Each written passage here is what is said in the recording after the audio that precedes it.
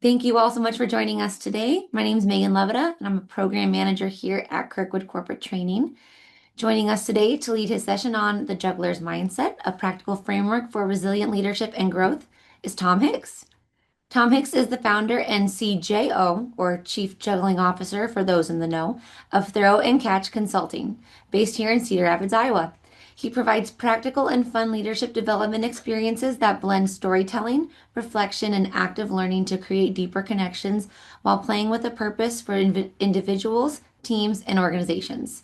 Tom has worked at all levels in higher education for the past 20 plus years and has adapted several of his most popular campus based workshops for organizations of all types.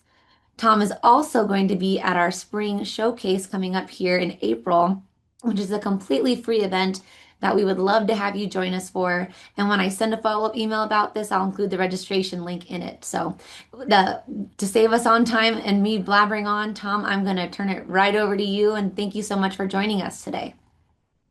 Thanks, Megan. Thanks for inviting me. And when you invited me to speak today, I realized all of you would be able to see me, but I wouldn't be able to see you. And so I've compensated for this by having a couple of my closest friends nearby. And so, as you might be able to tell, I'm a big Jim Henson and Muppets fan. And so I've got my little Kermit hanging out right above my camera. So I'm going to be talking to Kermit a little bit today while you are uh, checking me out. I want to start just to make sure our chat is working by asking all of you to throw your favorite Muppets in the chat. And I'm just going to give you about 10 or 15 seconds to let me know who some of your favorite Muppets are. My favorite is Kermit, as you might expect. And my family likens me to Fozzie Bear because I tell lots of bad jokes, lots of dad jokes as well. And so it's a running joke in our family that I get to be Fozzie Bear. And so I hope you all have somebody you identify with and are willing to share in the chat. I'm going to check that out.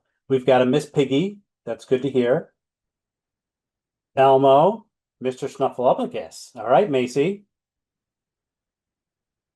All right, we've got chat going now. Look at this. I almost picked Gonzo, Animal. Great, I love this. I'm going to save the chat at the end of this, and I can't wait to see what everybody put in there. Thanks, Audra. Oh, we've got an Oscar in the group. Great, Corey. All right, cool. Thanks for letting me know that the chat works. And I'm looking forward to spending some time talking about the juggler's mindset. So this all starts, and if you come to the in-person showcase in April, you'll hear a little bit more about this story. But this all starts with a gift from my grandmother. Granny May was the best gift giver I've ever known. And we always look forward to getting gifts from her. She got just the coolest and most unique, most useful gifts, sometimes before we even realized we wanted or needed them. And for me, a couple of things that I remember. She helped me get my first vehicle. This was bright teal with pink and purple racing stripes on it. And so, as you can imagine, in the 1990s, late 1900s, this was a pretty cool vehicle. She also got me my first CD ever. And so when we talk about grandparents doing anything for their grandkids, this was a perfect example. I loved the band Color Me Bad with two B's. And if anybody remembers Color Me Bad, their hit song was I Want to Sex You Up. And for an 80-year-old grandmother to get her grandson that CD was pretty special. And so she was willing to do a lot for us. I was going through a rough patch that she didn't really know about, but I had failed student teaching. There were some family health issues. A relationship ended. And unbeknownst to her, she got me a gift that changed my life. And it was this black box right here. And I unwrapped it and I saw the backside and I turned it over and it was titled More Balls Than Most. And so, as you can imagine, when you get something titled More Balls Than Most from your 80-year-old grandmother, you're a little curious. So I asked Granny May, what is this? And she said, just open it. So I opened it up And it ended up being a set of now really old and cracked professional leather juggling gloves. That was really cool. They were bright, they were soft. I was interested in juggling. I had had dozens of opportunities to learn how to juggle in the past, had never really taken it up. I was interested. I became extra interested when I saw the booklet that came with it. And if any of you've received a juggling kit before, you know that the booklet is usually dumbed down. It's usually Juggling 101 or Juggling for Dummies. Well, this one was a little bit different. It was a short course in life enhancement. I still have the booklet here. The cool thing was it was volume 2, so I assume they improved on volume 1. And now that I had the definitive volume of life enhancement, I was intrigued. I wanted to learn how to juggle, and I did so that day in her house. And again, if you come in April, you will learn how to juggle just like I did. This booklet, this gift changed my life. It helped reconnect me with failure and growth and continuous improvement, reflection. It gave me a purposeful practice. I am still not a great juggler, but it's something that I love to do literally at my desk in between meetings, and it gives me a little break, some divergent thinking. It made me reconnect with my focus and attending to details, and it helped provide an improved engagement in my life, work, and helped me figure out what my relationships, what my career, what caregiving of family members look like going forward. So it provided so many, many different gifts to me. As I started to share this gift with others, I realized that there's a general fear of failure. There's a negative effect on employee team and team engagement, performance, and willingness to change. Over 40% worry about making mistakes. 37% of employees actively resist change in their organizations. I've seen this both as a higher ed professional with students and staff. And so we wanted to figure out a way to help students and staff feel more comfortable making mistakes and learning from them instead of making mistakes and leaving or not finishing college. So what if you and your team felt more connected, less afraid to make mistakes, and better equipped to engage, listen, and reflect together? What if you didn't have to worry about failing because grit and growth became a part of your culture, not something to avoid? And what if you relearn how to embrace failure and a success, strengthen your juggler's mindset, and lead with greater understanding, engagement, and joy? That's my goal with this mindset, is to give you a framework, give you some skills that you all have developed in some way, that hopefully I can help you reconnect with those or redevelop in some ways. I like to provide time to practice in my sessions. And since reflection is one of those skills that we will talk about in just a minute, I want to start with a brief reflection. I always love to hear about great gifts that people have received from over the years in any number of ways. Sometimes it's your kids, sometimes it's your parents, sometimes it's a vehicle, sometimes it's something out of the blue. Let's spend 1 minute together. I would love in the chat again for people to list off some gifts that they've received that have extra meaning to them. And so if you can provide why, a brief statement as to why and who it was from, that would be great. And I'll read off a few. Go ahead and start now.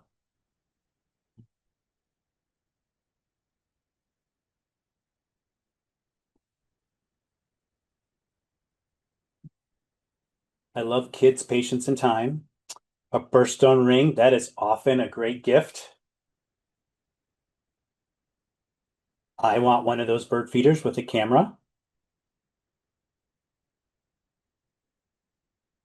Oh, a magic 8 ball from coworkers. Christine, I almost showed this earlier. I talked about Muppet and the Muppets and Kermit. And so one of the things I have on my desk is a Kermit Muppets magic 8 ball that my mom put a little bit of note on here that says, when in doubt, maybe Kermie's wisdom can help. And so you and I are on the same page.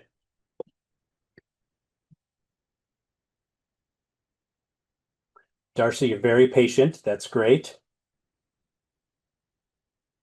Jason, I need to check out that book. Thanks for that recommendation.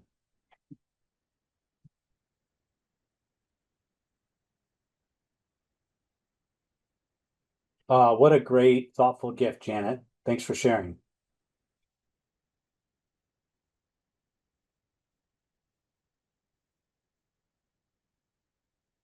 Great. That's thanks for sharing, everybody. These submissions mean a ton to me that you're willing to share, and I love that you're willing to open up a little bit and be authentic right off the bat. And we'll have another chance or two to do some sharing. If people want to continue to add items, that'd be great. Thanks, everybody. Now, when we talk about mindset, I wanted to give you all a good kind of definition of what a mindset looks like. Well, I didn't have to look too far. If you attended last month's webinar, you got to hear from the amazing Sherry Zevenbergen talk about her DASH mindset. And one of the things she puts out there regularly is what actually is a mindset. So I'm borrowing her definition because I love the way she describes and frames it. So she says most people think mindset is about staying positive, being motivated, or repeating affirmations. That's not mindset, that's your mood. Mindset is deeper. Mindset is the internal system that shapes how you interpret the world and how you show up on it. So that's my goal here today, is I'm going to give you 7 skills that you all have developed in some way and likely are very competent with in many ways. I want to collect them all into a mindset and show you how we can grow and develop those, just like you can grow and develop your skills in juggling with 1 ball, 2 balls, and 3 balls. So developing a mindset doesn't happen all at once, just like learning to juggle. We need to create a foundation of skills. So within these 7, we've got 4 foundational skills that build on each other. We need to branch out into some deeper skills that use some of those foundational skills together. That's like juggling 2 balls. It gets a little bit more complex, a little bit deeper, and eventually work towards a larger goal, 3 balls. That's the hardest. That's the goal. That's the pinnacle. That's not the end all be all, but that's what we're working towards. So I've grouped these 7 skills into 1 ball, 2 ball, and 3 ball groups with increasing difficulty.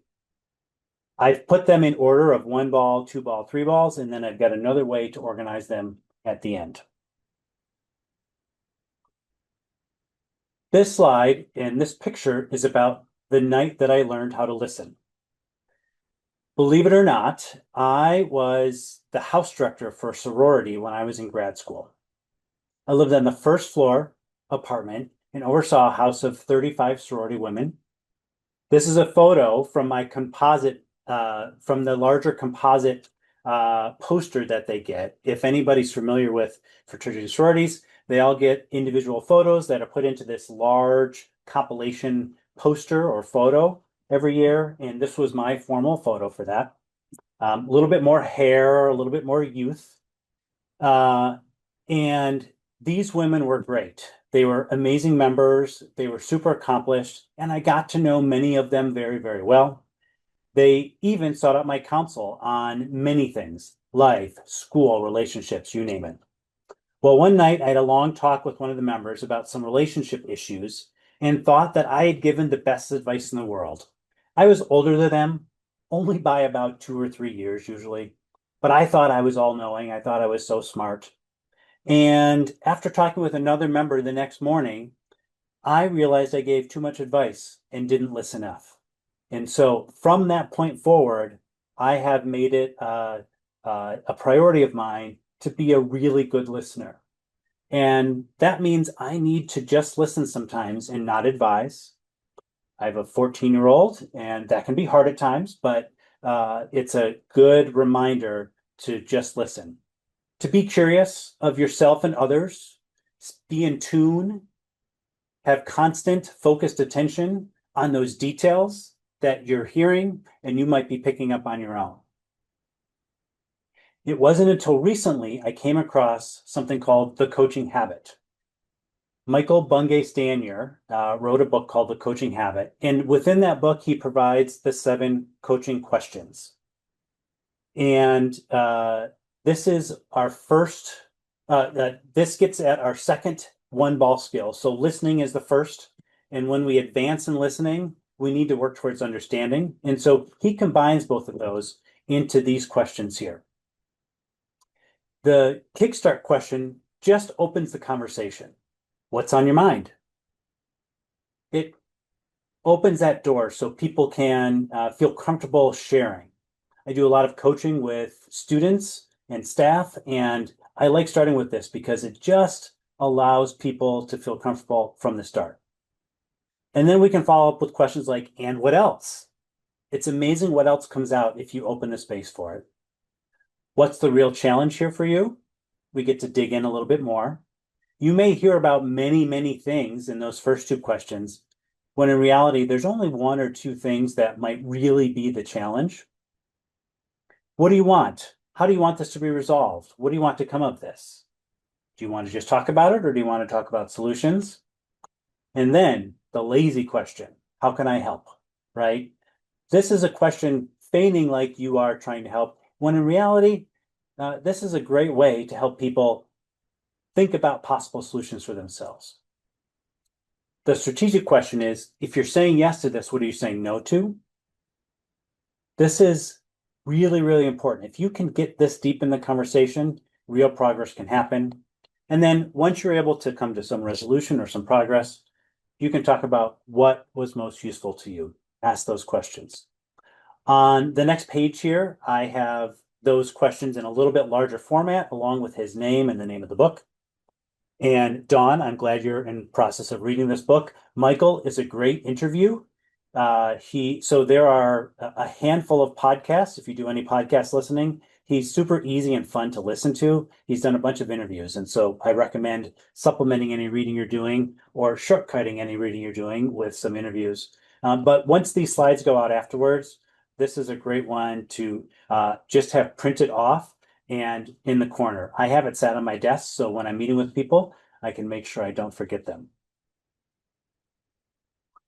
Our third one ball skill is reflection.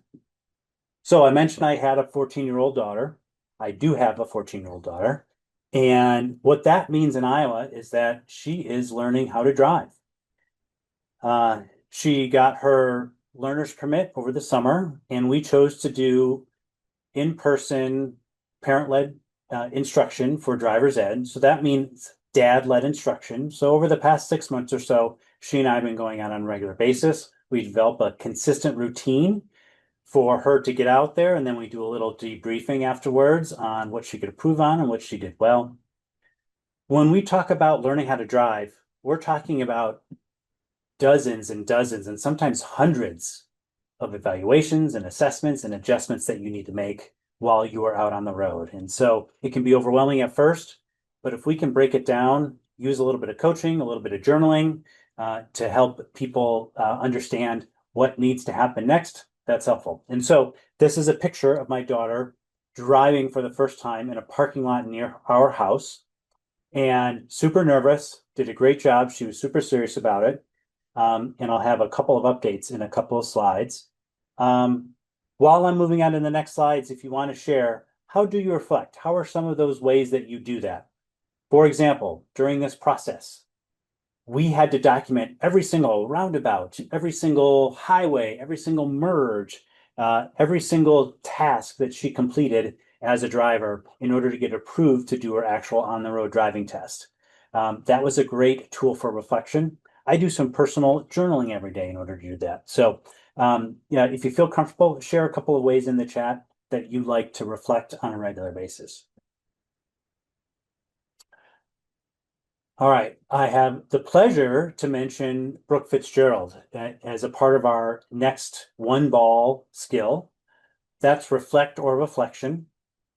If you didn't know, Brooke is next month's speakers in this webinar series. And so if you haven't signed up yet, I highly recommend you doing so.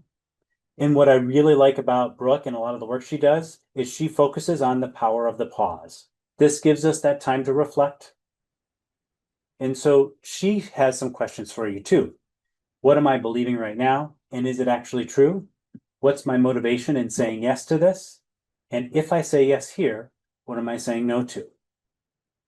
You'll see that theme pop up a few times during this webinar series, and highly recommend the work that she does as the energy builder at the Restoration Project.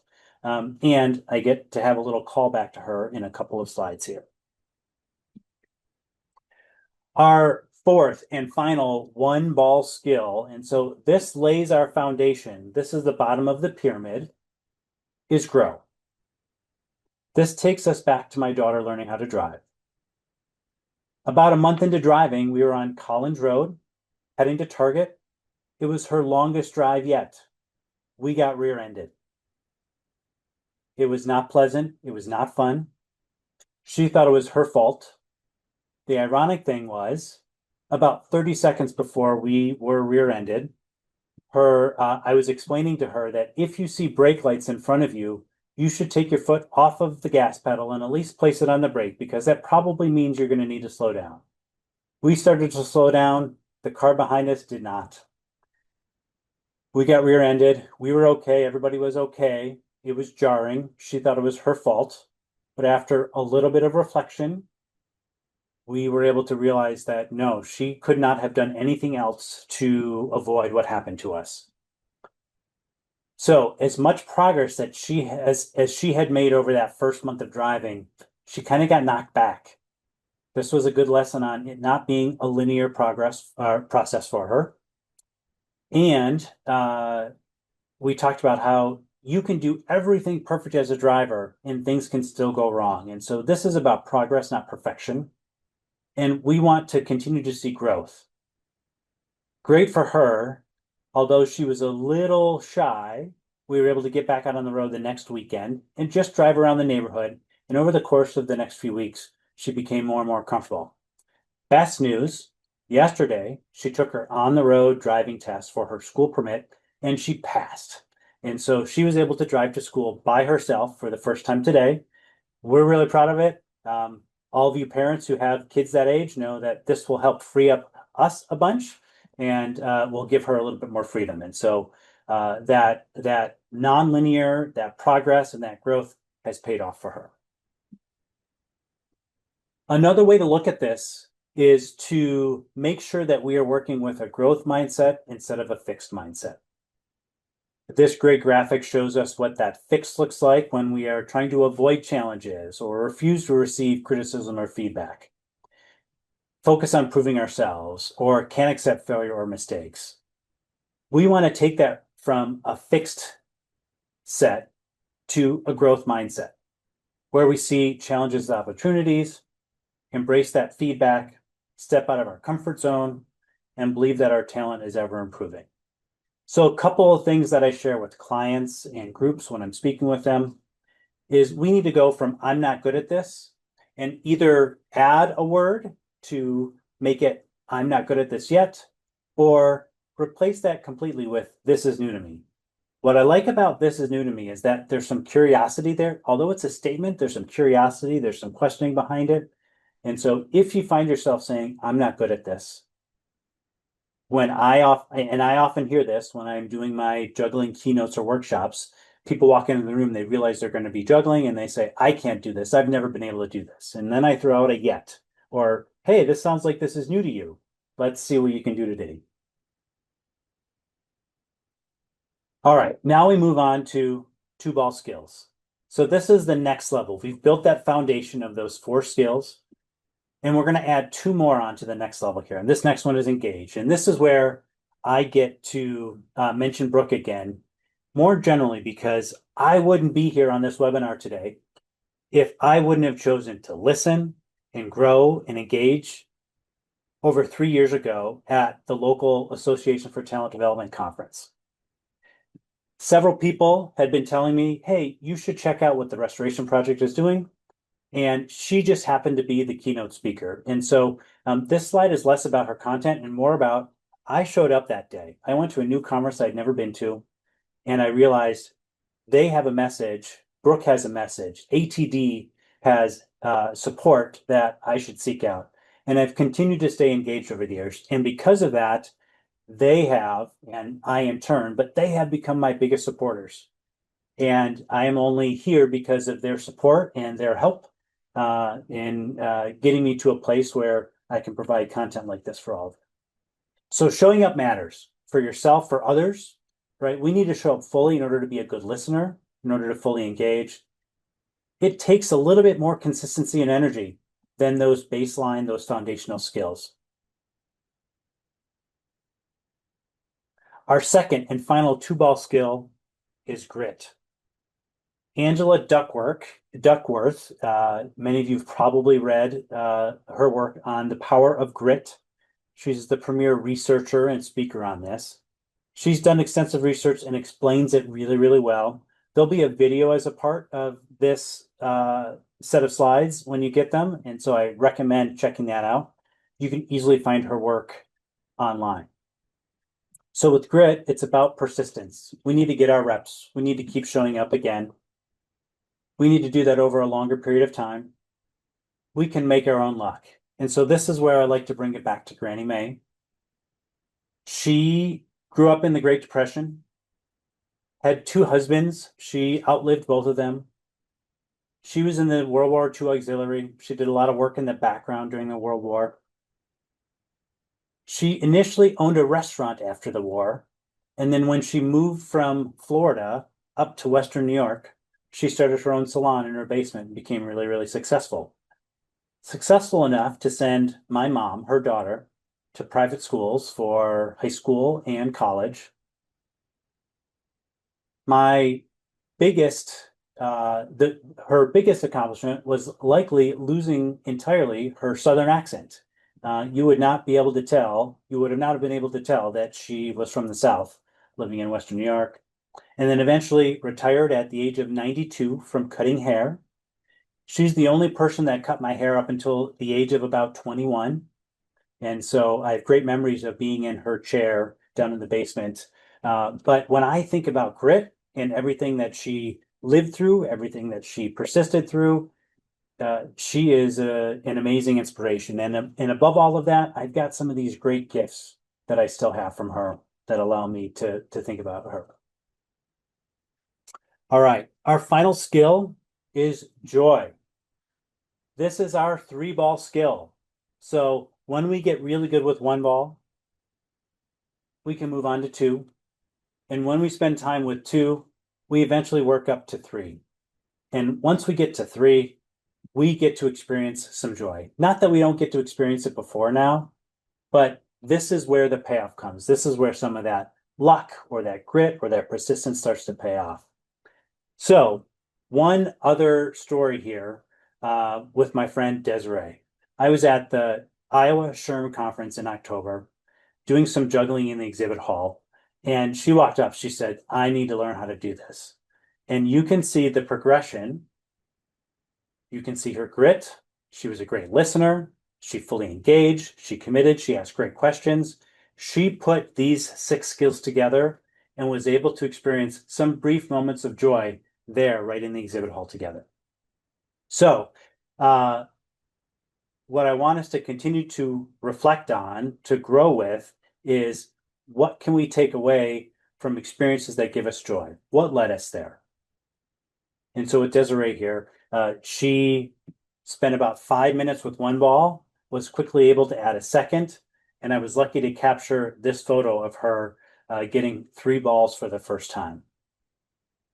So my goal is for all of you to be able to set your life and work up in a way that lets you experience joy, maybe not as often as you want, but more often than you're experiencing right now. So if any of you are Scramble fans, you probably would have realized that each of the words in Juggler's Mindset, each of these skills, end up spelling juggler. That was intentional. That's a callback to my mom. My mom was a teacher and she loved using acronyms. These aren't in the same order, but that's why we have this pyramid here, in order to be able to figure out what's foundational, what's 2-ball, and what's 3-ball. So what I want us to do as a wrap up is to figure out or share what's one way we can be a better listener and reflect more, and what are 2 ways you can engage and grow your grit or resilience in the next 30 days. Just as we did earlier, please share a few ideas in the chat. I'll keep an eye on it for a couple of minutes. And let this run for about 90 seconds. And I'll call out some responses from people.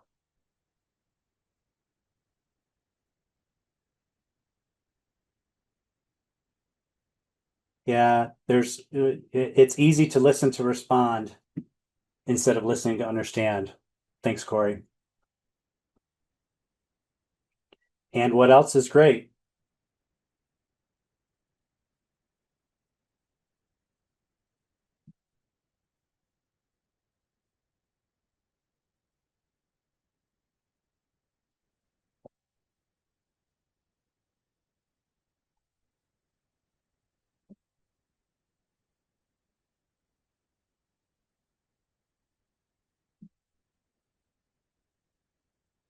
I love that practice, Brittany.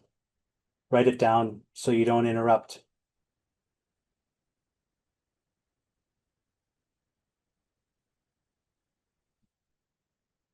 Yeah, I like to do it myself too, Macy. And so, especially with the teenager, letting them figure it out is great.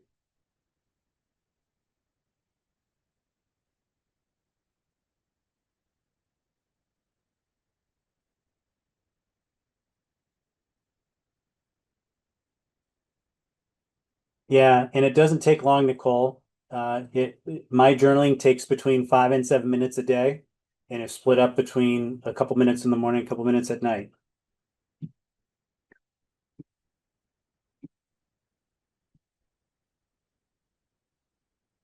Thanks, Quinn. Thanks, Cody. Cody, I need to work on the eye can't contact, and so thanks for that reminder.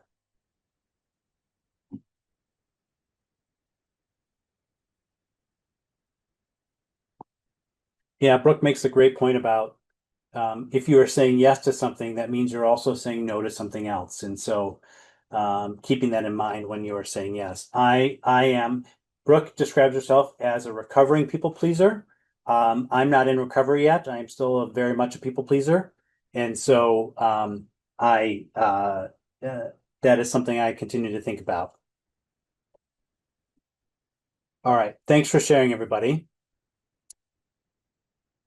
And uh, in the end here, my goal is to help you reconnect with skills that you already have.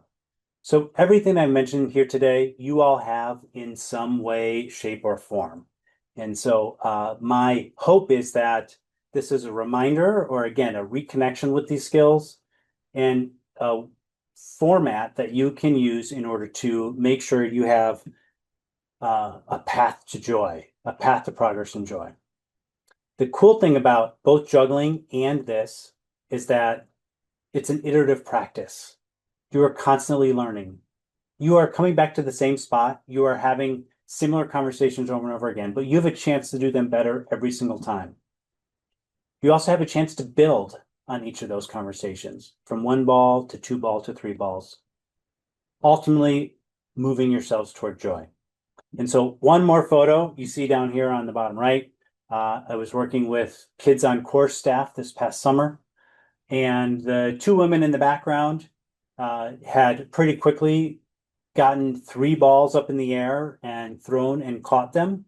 And the one in the foreground didn't take much longer, but was the last of the three to do it. And I just happened to sneak out in the hallway when they were practicing.